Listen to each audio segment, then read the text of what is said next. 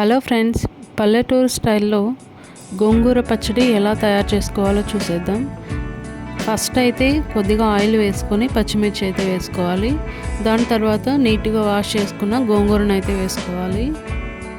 ఇందులో అయితే ఎటువంటి వాటర్ అనేది యాడ్ చేయాల్సిన అవసరం లేదు. ఆకు అయితే అలాగే మగ్గిపోతుంది. గ్యాస్ అనేది సిమ్లో పెట్టుకొని మనం ఆకు అయితే మగ్గించుకోవాలి. అది చల్లారిన తర్వాత మిక్సీ జార్లోకి అయితే ట్రాన్స్ఫర్ చేసుకోవాలి.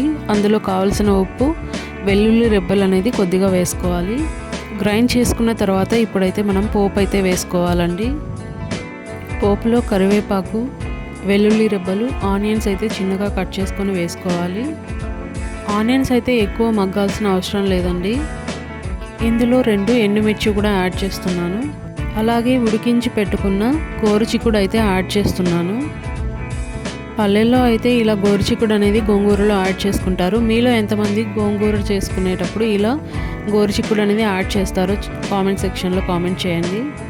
ఇలా లైట్గా ఫ్రై అయిన తర్వాత ఇప్పుడు గ్రైండ్ చేసి పెట్టుకున్న గోంగూరను అయితే ఇందులో వేసుకోవాలి. పల్లెటూరులో అయితే ఈ విధంగా గోంగూర పచ్చడి చేసుకుంటారు. మీకు ఈ వీడియో నచ్చినట్లయితే సబ్స్క్రైబ్ మై ఛానల్.